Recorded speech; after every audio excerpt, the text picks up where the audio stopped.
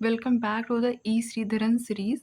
अभी तक हमने ग्रीक हिस्टोरियोग्राफी पढ़ लिया, हेलेनिस्टिक पीरियड की हिस्टोरियोग्राफी पढ़ लिया। आज हम पढ़ेंगे Roman historiography. Basically Roman historiography भी ग्रीक हिस्टोरियोग्राफी और हेलेनिस्टिक पीरियड वाली हिस्टोरियोग्राफी में जो डेवलपमेंट हो रहा है उसका एक और आगे का स्टेप है। हम कंटिन्यूअसली देख रहे हैं कि वहाँ पे चेंजेस आ रहे हैं मेथड ऑफ राइटिंग में, सोर्सेस कलेक्ट करने में, क्रिटिकली एनालिसिस करने में। इन सारी चीज़ें जो हैं वो धीरे धीरे इवॉल्व हो रही हैं। तो क्या इवॉल्वमेंट, क्या चेंज आया है रोमन हिस्टोरियोग्राफी में, हम ये 3 हिस्टोरियोग्राफर के वर्क के थ्रू जानेंगे। तो पहले हिस्टोरियोग्राफर हैं हमारे केटो और इनकी बुक का नाम है द ओरिजिन्स। और ये कितने पार्ट में लिखी गई है? 7 पार्ट में। आप ये देखोगे अभी तक हमने हेरोडोटस को पढ़ा, थ्यूसिडाइड्स को पढ़ा, पॉलीबियस को पढ़ा। सबकी बुक 9, 8, 7 ऐसे पार्ट में लिखी गई है। तो आप जब भी इनके बारे में पढ़ो तो इन्होंने कौन सी बुक लिखी है और उसका टॉपिक क्या है, मतलब थीम क्या है, और वो कितने पार्ट में है, ये आप अच्छे से क्लियर करके जाना। इसमें कन्फ्यूज़न मत होने देना। अब अगर हम बात करेंगे कि इनका थीम और कंटेंट क्या था, तो आप देखोगे कि चीज़ें ऑलरेडी पहले हम पॉलिटिकल फीचर्स पे और सुपरनैचुरल चीज़ों पे बिलीव करते थे। इनके टाइम पे क्या हो गया, इन्होंने हिस्ट्री के एजुकेशन को बहुत ज़्यादा इम्पोर्टेंस दी है कि हमें हिस्ट्री पढ़नी क्यों चाहिए। और अगर आप इनका थीम या कंटेंट देखोगे तो इनका जो कंटेंट है वो एक बहुत ज़्यादा चीज़ों को लेकर कॉम्प्रिहेंसिव है इनका कंटेंट, क्योंकि ये एथनोग्राफी, टोपोग्राफी मतलब geographical feature, economic nature, language, institution, इन सारे चीज़ों को इनकॉर्पोरेट करके चल रहे हैं। और एक चीज़ आप इनके में ध्यान देना जो कि सबसे ज़्यादा इम्पॉर्टेंट है और मुझे बहुत स्पेशल लगती है। जैसे आज हम बात करते हैं कॉमन लोगों की, कॉमन पीपल के, उनके स्ट्रगल्स की, उनके रोल की। वैसे इनके हिस्टोरियोग्राफी में एक बहुत इम्पॉर्टेंट चीज़ है कि जब भी रोमन हिस्ट्री, उस टाइम पे हम देख रहे हैं कि रोमन कॉन्क्वेस्ट का टाइम चल रहा है, और ये जो हिस्टोरियन हैं इन्होंने अपनी बुक में कहीं पे भी किसी मैन का नाम मेंशन नहीं किया है। इन्होंने, क्योंकि इनका मानना था कि जो भी वॉर लड़ी जा रही है वो केवल अकेले जनरल के रोल से नहीं हो रही है, वहाँ पे जो सोल्जर हैं उनका भी इक्वल पार्टिसिपेशन है। तो उस टाइम पे ये थिंकिंग होना, ये अपने आप में एक बहुत बड़ी बात है। और ये जो चीज़ है ये इनके वर्क को सबसे अलग बनाती है। सेकंड हमारे जो हिस्टोरियन हैं वो हैं लिवी। लिवी की बुक का नाम है हिस्ट्री ऑफ रोम। क्या नाम है? History of Rome. और इन्होंने एक बहुत बड़े लेवल पे काम किया है, मतलब बहुत ज़्यादा बड़े लेवल पे। इनकी जो टोटल बुक है वो है 140। बट आप जैसा जानते हो कि ये बहुत पुराने टाइम की बात है, तो सारी बुक्स को एक साथ प्रिजर्व करके रखना इतना पॉसिबल नहीं है। और आज के टाइम पे 140 में 2 में से हमें केवल 35 हमारे पास जो है वो सेफली हमारे ने प्रिजर्व की है।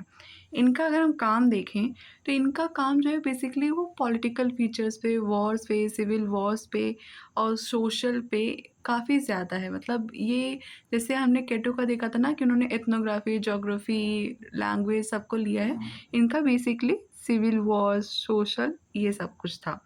बट एक बात जो इनके में थी वो ये थी कि जितने भी रोमन हिस्टोरियोग्राफर्स थे उनका ये मानना था कि हम कोई भी अगर हिस्ट्री लिख रहे हैं, और क्योंकि हिस्ट्री एक ह्यूमन एक्शन से रिलेटेड चीज़ों को हम लिख रहे हैं, तो हमें उसके पीछे का मोरल पर्पस बताना बहुत ज़रूरी हो जाता है।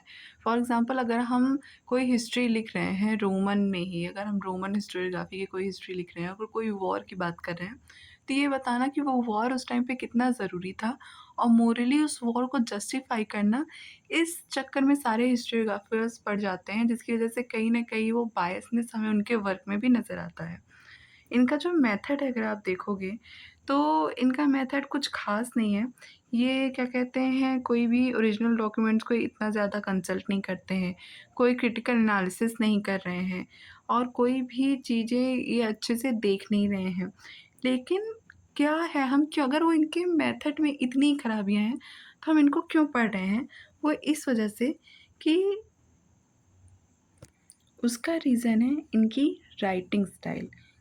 क्योंकि जिस तरीके से इन्होंने बुक अपना लिखा है कि उनकी ये सारी खराबियों के बावजूद वो रीडर्स को ये वो भूलने पे मजबूर कर देती थी कि ये बायस्ड हैं या इनके सोर्सेज इतने अच्छे नहीं हैं। वो बस इनकी कहानी में इनके जो कैरेक्टर्स के पोर्ट्रेयल हैं उनमें खो जाती थी, जो इनके वर्क को एक अमेजिंग वर्क बनाता है। दूसरा, इस बात को आरजी कॉलिंगवुड भी मानते हैं कि जिस फीचर की वजह से लिवी की जो बुक है या लिवी की बुक को हम इतना आउटस्टैंडिंग मान रहे हैं, उसका एक रीज़न है इसकी लिटरेरी क्वालिटी। अब हम बात करेंगे हमारे आज के टॉपिक के लास्ट और सबसे इम्पॉर्टेंट हिस्टोरियोग्राफर की, जो कि हैं टैसिटस। अभी इससे पहले हमने जो जिनके पढ़ा है वो भी इम्पॉर्टेंट है, पर अगर रोमन हिस्टोरियोग्राफी की अगर हम बात करते हैं तो जिनका नाम हमारे सामने आता है वो हैं टैसिटस। टैसिटस ने वैसे तो बहुत सारी बुक लिखी है, इनकी बहुत सारी बुक जो हैं वो इम्पॉर्टेंट भी है, पर हम यहाँ पे 2 बुक की बात करेंगे, the history and the annals. The history की अगर हम बात करते हैं तो इसका थीम है फ्लेवियन डायनेस्टी। मतलब इन्होंने इस बुक में फ्लेवियन डायनेस्टी के बारे में बताया है, और इस बुक में जो हमें लगता है कि 14 या 12 पार्ट्स में लिखी गई थी, अभी हमारे पास केवल 4 एंड हाफ बची हुई हैं। दूसरी जो इनकी बहुत इम्पोर्टेंट बुक है वो है द एनाल्स, जो इन इस वाले बुक में इन्होंने एक दूसरी हाउस के बारे में बताया है, जो है जूलियन हाउस। और ये बुक भी हमें हमारे जो ओरिजिनल जितने पार्ट्स में थी उतने में ना मिलके केवल 12 बुक्स में मिलती।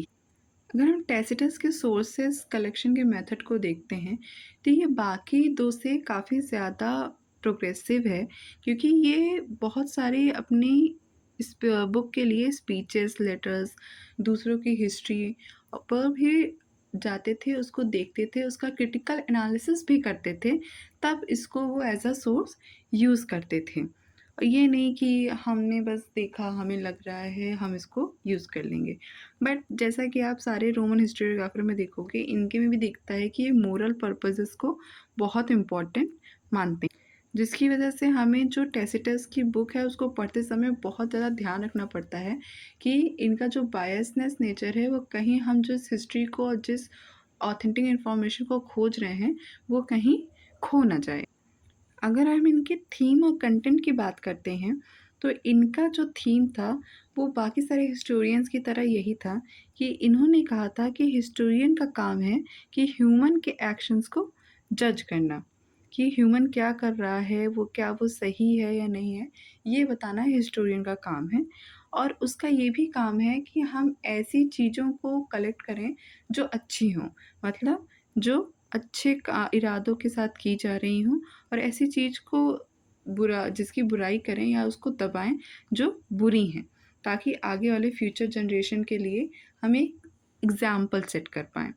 और इनके पूरे बुक में अगर आप देखोगे तो ये पर्सनैलिटीज़ की, ये अच्छी पर्सनैलिटी है, ये ख़राब पर्सनैलिटी है, हमें कैसे रहना चाहिए, हमारा मोरल कितना सही होना चाहिए, इस पे बहुत ज़्यादा फ़ोकस किया गया है।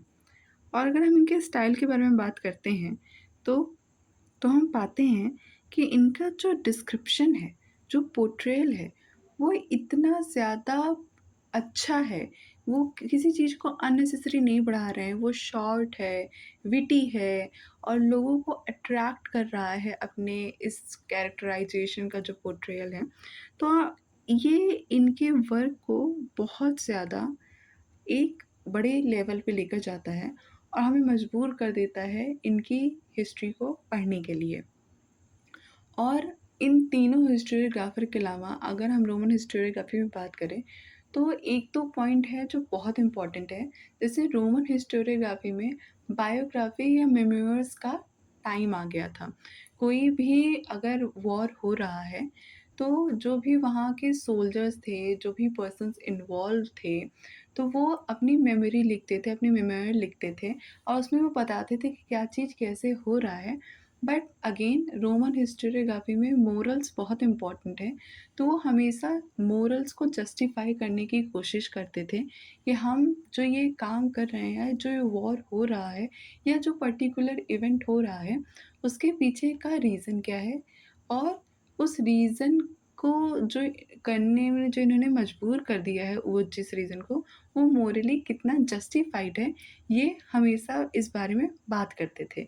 तो अभी तक हमने देख लिया ग्रीक हिस्टोरियोग्राफी, हेलेनिस्टिक पीरियड की हिस्टोरियोग्राफी और रोमन हिस्टोरियोग्राफी, और आगे हम देखेंगे चाइनीज़ हिस्टोरियोग्राफी। तब तक के लिए थैंक यू।